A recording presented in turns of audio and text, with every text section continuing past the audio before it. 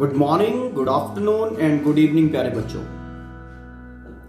In our previous lecture, we have discussed some of the basic things about magnetic field produced around a current carrying conductor. And we stated Biot-Savart's law, which defined magnetic field induction at any point due to a very small element called as current element of the current carrying conductor. Something like this way. What is this R cap? This part gives the magnitude of the magnetic field induction, and this part gives, this unit vector gives the direction of magnetic field induction as given by right hand thumb rule.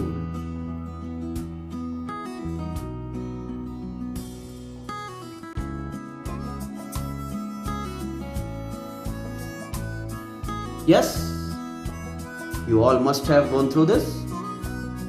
It's clear? Okay.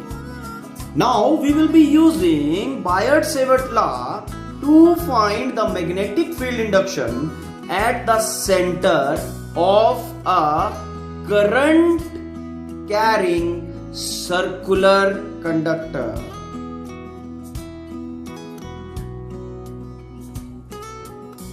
Magnetic field induction at center of a circular current carrying conductor.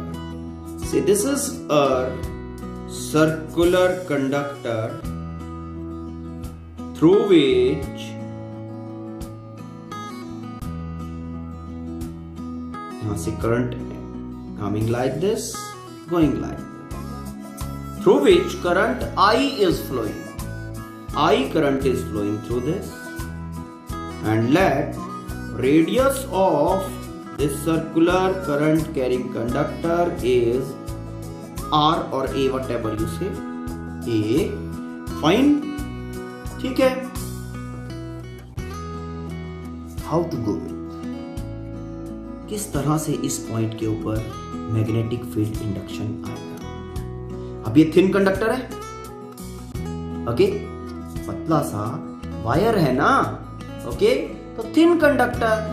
ठीक है. अब जो बायट-सैवर्ट law है ना बेटा हमारा, वो जब भी कंडक्टर थिन लिमिट्स में होगा, वेरी स्मॉल थिकनेस होगा, ओके, तब ही यूज होगा. If the conductor will be thick, then Biot Savart law can't be applied. Okay, अगर ये एक थिक कॉइल बन जाए which is containing so many turns, जो कि बहुत ज्यादा रीजन में एक्सटेंडेड है, तब भी you will not be able to apply Biot Savart. ठीक है. हाँ, सिंगल टर्न है. इसके साथ आपने थोड़ी सी टर्न्स इस तरह से बाइंड की कि ये बहुत टाइटली बाउंड है, टाइटली बिल्कुल एक दूसरे के साथ सटी हुई है. ओके. हाँ, तब बायट-सैवर्ट लॉ अप्लाई हो सकता है. बट जब आपका current carrying conductor extended limits में होगा, then you will not be apply Biot-Savart law.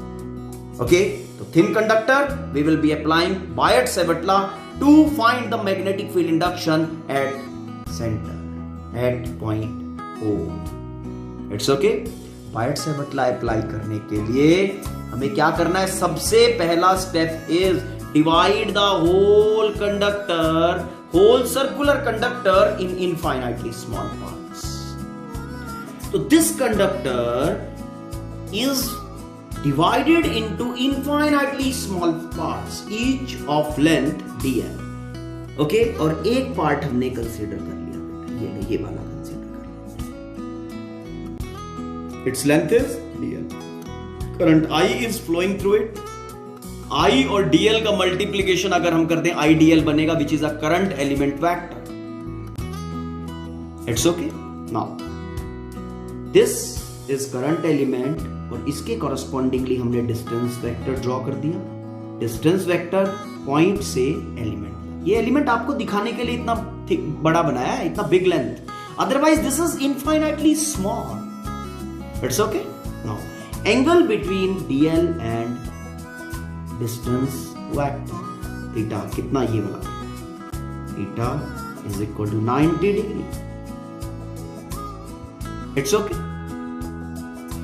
Now, after defining this angle between distance vector and the current element, okay, vector, okay, applying Biot-Savart's law.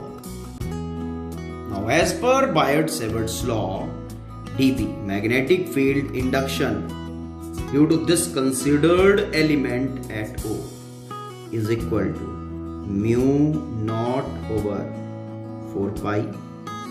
It's okay.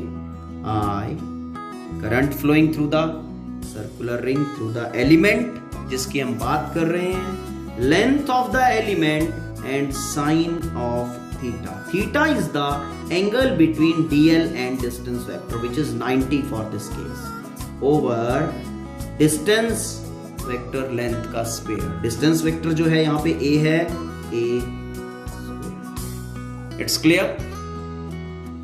ठीक है. Direction क्या होगी इसकी? इस dB का direction क्या होगा? Right hand thumb rule apply करेंगे. Right hand thumb rule apply करेंगे तो you will be keeping your hand like this. ऐसे होगा क्योंकि current is flowing like this. ठीक है, ऐसे रखेंगे और कर्ल कर देंगे तो सेंटर के ऊपर it will be perpendicularly inside the page. Perpendicularly inside page. Okay, direction भी आ गया. अब क्या करना है? अब एक एलिमेंट के कारण पता चल गया. ठीक, यहां से लेके यहां तक टोटल के कारण हमें मैग्नेटिक फील्ड इंडक्शन फाइंड करना है O पे. When all these elements they are distributed over the full length, तो इंटीग्रेशन करते हैं फुल लेंथ के लिए. Okay, so this is magnetic field induction due to considered element DL. Okay, now total के लिए क्या करेंगे? integrating both sides. dB integration of mu naught over 4 pi I dl. Theta कितना है? 90 sin of 90 over A square. Okay, right hand thumb rule आप apply करोगे for every element तो you will be finding magnetic field induction. Okay, for this situation कहीं भी apply कर लो आप. यहां पे अप्लाई करोगे, यहां पे इस एलिमेंट के कारण तब भी perpendicularly inside.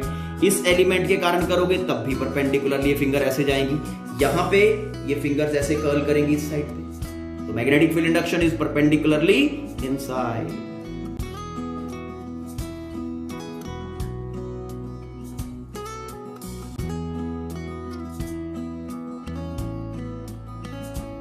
It's clear? Now integration limits क्या रहेगा? Integration limits will be from 0 to 2 pi r. अब लेंथ के corresponding लिमिट यहाँ पे आएगा 2 pi a. A is the radius. Solving this, ये mu naught over 4 pi constant है. Integration से बाहर current is also constant I by a square. This a square, a radius is also constant, so a square is also out. Sin 91 or integration of dl 0 to 2 pi a. It's okay.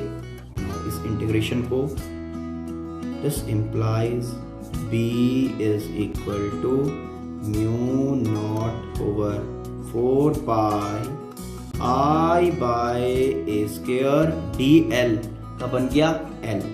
ठीक है, L का limits कहां से कहां तक? 0 to 2 pi a.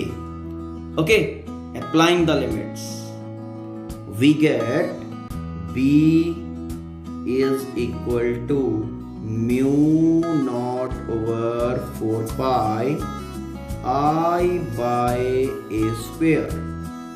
L upper limit is 2 pi a minus 0, तो ये 2 pi a बन गया.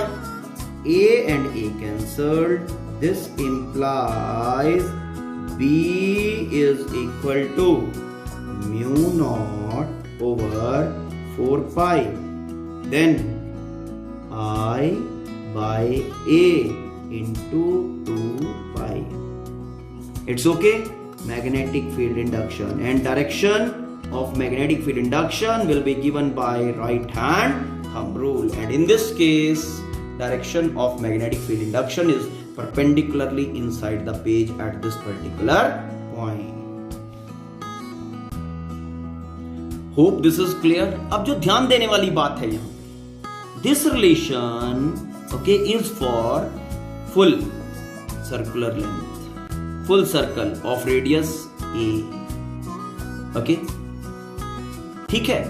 अब अगर यहां पे सपोज फुल सर्कल ना होके हाफ आर्क हो, हाफ सर्कुलर कंडक्टर हो, या फिर से conductor with circular conductor with arc length subscribing an angle pi by 3, मतलब एंगल कुछ सब्सक्राइब कर रहा है सेंटर के ऊपर जो रेडियन में जिसका value is given, something like this. चलो दिखाते हैं. I mean this type of circular conductor, current I is flowing, radius is A. Okay, तो फिर मैग्नेटिक फील्ड इंडक्शन क्या होगा इसका? B will be equal to mu naught over 4 pi I by A into 2 pi. अभी calculate किया है, ठीक. And direction will be given by right hand thumb rule. अब सपोज सिचुएशन कुछ ऐसा है, conductor of radius R subscribing an angle of alpha radian at centre, और current is flowing like this. कुछ ऐसे करंट फ्लो कर रहा है इस सिचुएशन में ऐसे. ओके, इस कंडक्टर, ये रेड वाला जो है ना, इस कंडक्टर पीस के कारण यहां पे मैग्नेटिक फील्ड इंडक्शन अब फाइंड करना है. क्लियर? स्ट्रेट फॉरवर्ड यूनिटरी लगा के हम कह सकते हैं. देखो, full conductor subscribes an angle 2 pi eight the centre. इस कारण से इतना मैग्नेटिक फील्ड इंडक्शन बना रहा है जिसका मल्टीपल 2 पाई आ रहा है. अगर यूनिट होगा तो B mu naught over 4 pi I by A into unit radian.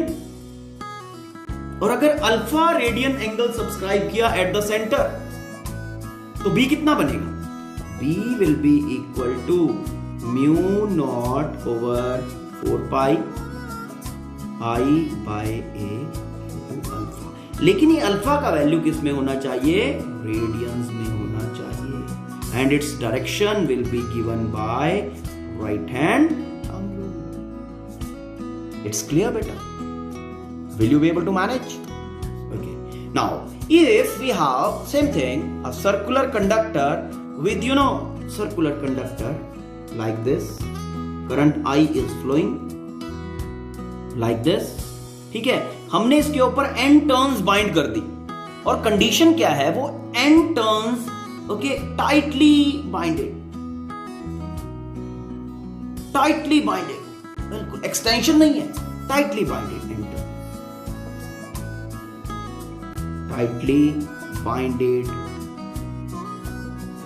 n turns. Okay, तब magnetic field induction at the centre कितना होगा? अब जो ध्यान देने वाली बात है, B सिंगल टर्न के कारण कितना है? Is equal to mu naught over 4 pi current by radius is A. Angle कितना सब्सक्राइब कर रहा है सेंटर पे? 2 पाई. ये 1 टर्न की बात हो गई बेटा. अब सिस्टम में 1 टर्न तो नहीं है ना, पहला टर्न अगर ऐसे है जिसकी मैं बात कर रहा हूं तो नेक्स्ट भी तो ऐसे ही है. तो every turn will be contributing the magnetic field induction in the same direction. तो सारे के सारे ऐड हो जाएंगे basically. If this particular coil has n turns binded together, tightly binded, तो ये B is equal to सीधा n times हो जाएगा, and its direction will be given by right hand thumb rule. समझ में आया?